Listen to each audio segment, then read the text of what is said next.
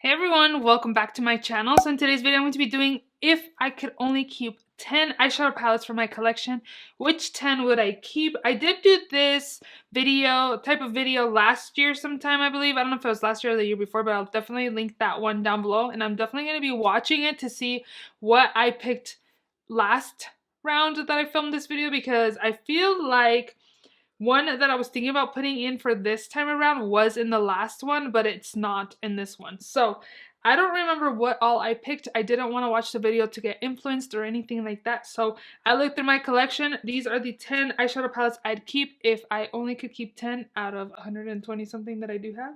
So if you would like to know which palettes I'd keep, definitely continue watching. Also, if you're not yet subscribed, please subscribe. I upload 3 times a week, Tuesdays, Thursdays, and Saturdays, so definitely subscribe so you don't miss out. And let's just go ahead and jump right in.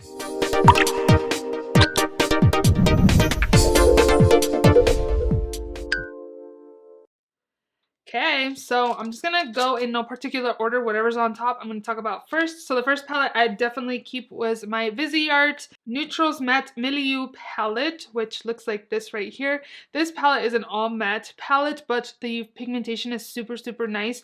Definitely one that I would reach for every single day. These are my tones. I love burgundy shades for everyday use, and then I also like these kinds of browns for everyday use. I have the dark brown, I have a burgundy, I have a pink, I also have this pop of blue in here. I just feel like this is a Mariella palette, so definitely had to include this in my if I could only keep 10 palettes.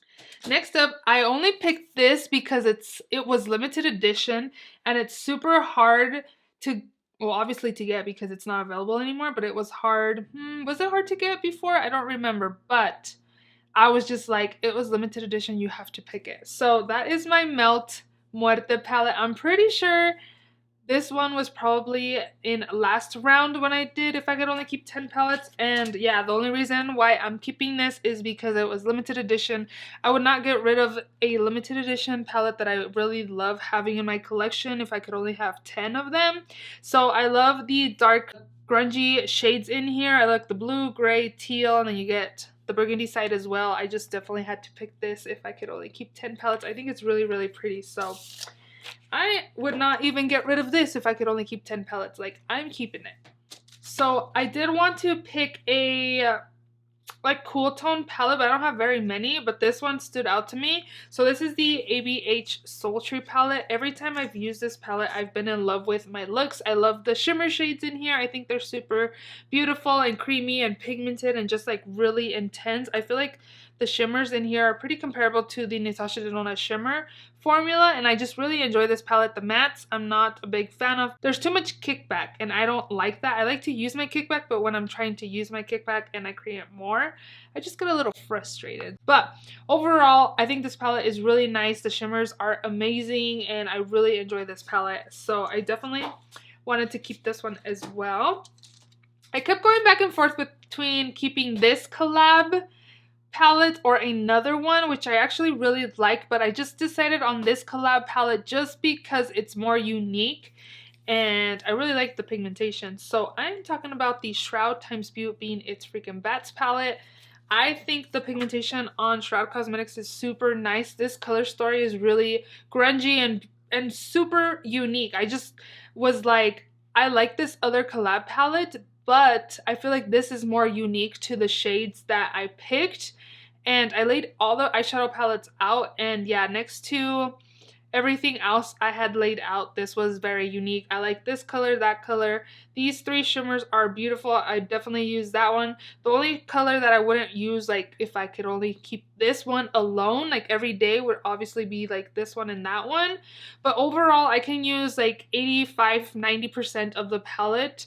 And I just think it's really unique again, and the pigmentation is awesome. I definitely would love to try out more from Shroud Cosmetics. So I didn't pick Club Nebula and I didn't pick these Tiny Marvels. This one just, for me and what I wanted, is just giving me something more than what all the other palettes bring from the 10 palettes to keep. So yeah, I'm going to keep that one.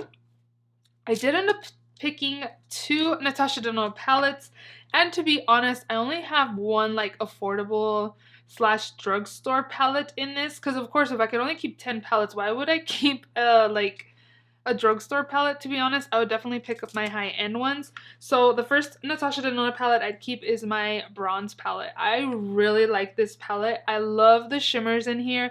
This is a Mariela Color Story 2. All the shades in here pretty much give me the same look, but I can use this with another palette that I did end up choosing within the 10 palettes, and it's a me palette. Like, I love the red brown shades.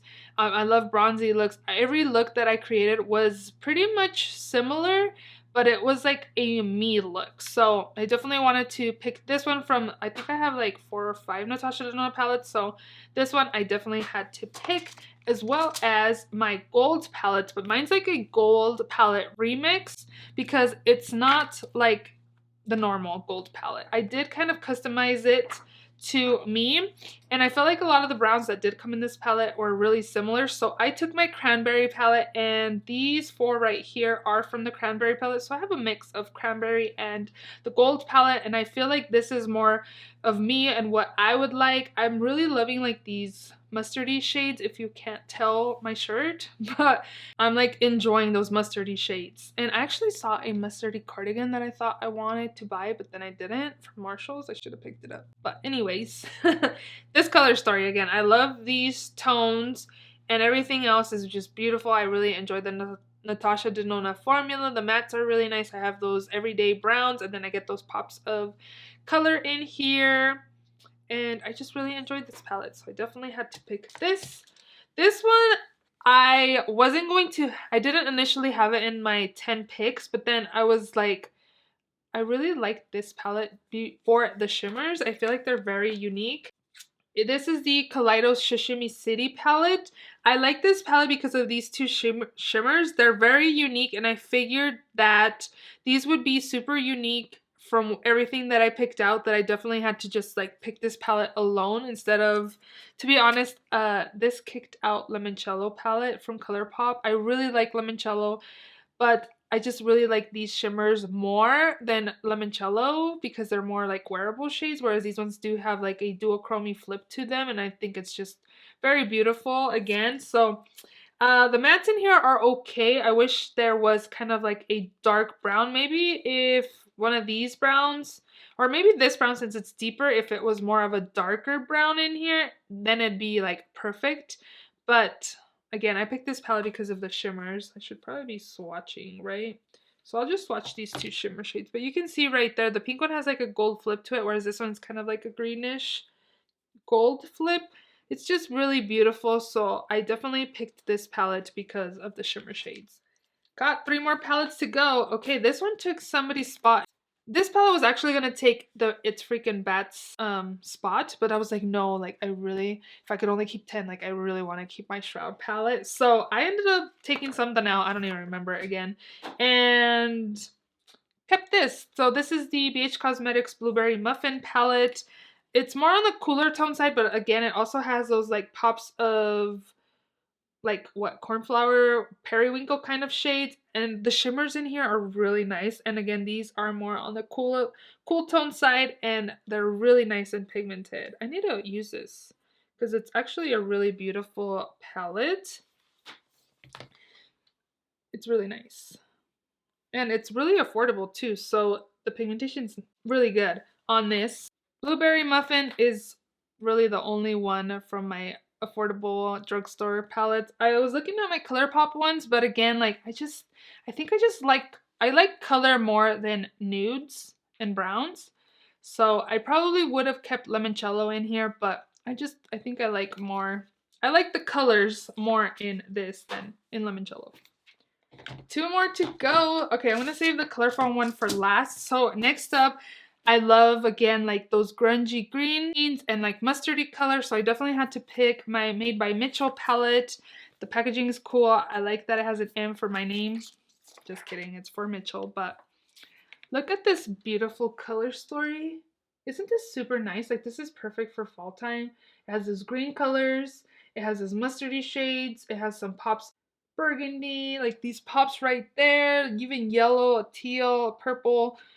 I was going to put Melt Gemini palette in here, But the brown shades in there I have mixed throughout palettes in other palettes, and then the greens I thought this is mostly like a greenish palette, so I can not pick Melt Gemini and go ahead and go with this one instead.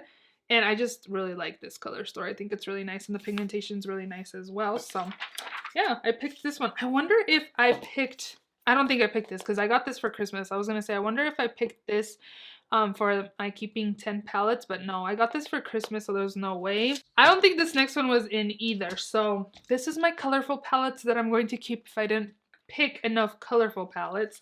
So this is the Be Perfect Carnival III palette.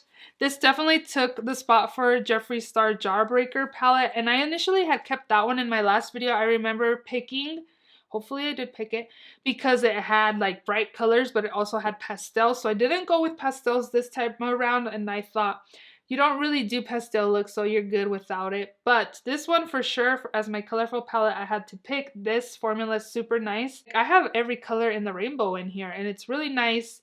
And I have everything I would need to create a colorful look. And again, I have color everywhere else, so this is a colorful palette I'd pick. The pigmentation's awesome. I would never get rid of this palette. So those are my 10 palettes that I'd keep if I could only keep 10.